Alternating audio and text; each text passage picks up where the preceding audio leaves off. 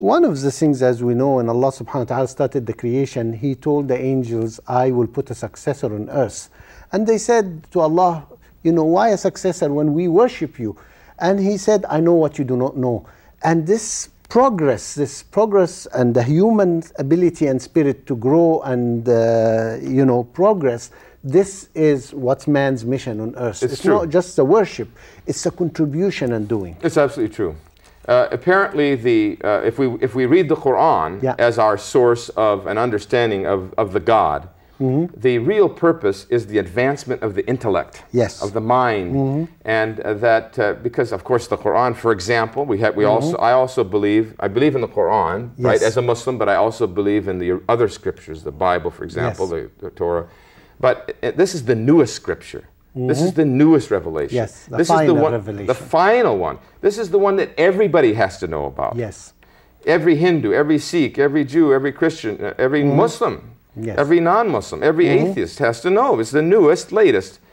But in there, it was not, as you mentioned, told for people to go worship. Yes. The first word is Arabic word iqra, which means to read. Yes. Then we're told to use the writing instrument in the same revelation. Yes. So the Prophet Muhammad ﷺ sent his people, like the Jesus did, globally. In this case, though, more deliberately. He said, seek knowledge. He didn't quantify it. That's why we have to understand that Islam did create the sciences, because he was the first person to set up an international community of knowledge seekers. And it's unfortunately, when we talk about knowledge, and some of the Muslim scholars will tell you it is the knowledge about religion, rather than, as you said, it's unqualified knowledge. Know everything about this world. Go and find out. Go and find out whatever it is. Yeah. And now seeking knowledge to China, as this man said, would have been a very long travel. On horseback or camel or by foot, even by foot, would be the equivalent of probably going to about 150 nations. Yes. Now that just shows you how that was the stimulus for the, and plus, we talk about this in the enslavement. That means your black brother's your brother, your brown brother's your brother, your white brother's your brother.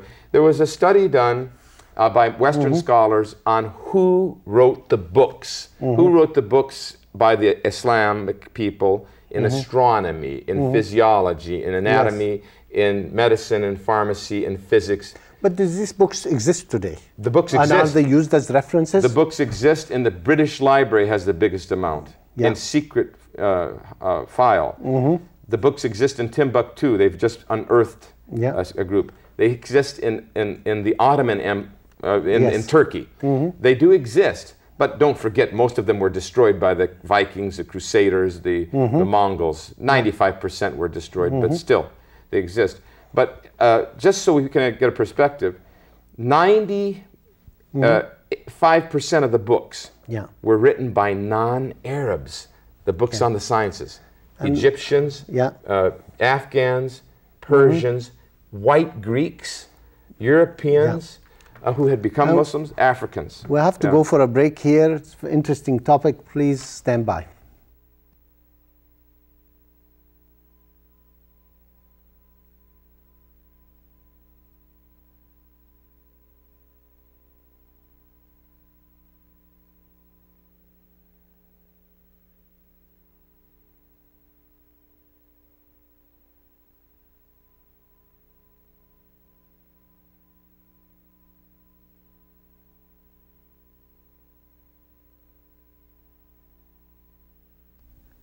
Assalamu alaikum and welcome back to Spirit of Islam. Once again, I'd like to thank all of those who wrote to us in support of the show.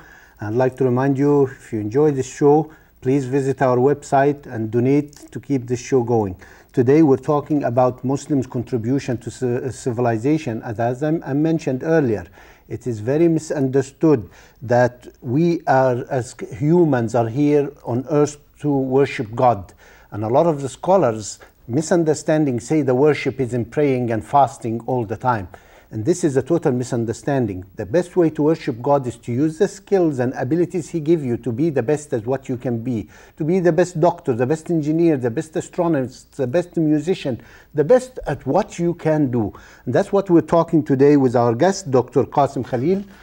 So, Dr. Kaasem, sorry, we stopped you before the break. It's good, because this in Arabic is known as Fard al-Kifaya, yes, which is an absolute requirement. We have now we'll speak to our Muslim and non-Muslim friends, our Christian friends, our Jewish friends, all of our people, that we have young Muslim people who think it's their duty to go to Medina and spend their whole youth there, and then what do they do for their family? What do they do for their career? By that time, their youth is much exhausted. Yes. Their obligation is to take care, according to the great Prophet Muhammad sallallahu alaihi wasallam, yes, 50% of your life is your family. Yes. And that's just the marriage. That doesn't include the grandparents and the aunts and the other loved ones and friends and the stranger and a person in need and the pitiful and the orphans. So 80% of our duty is to the human being. Yes. How can we help the human being better than if we're a physician?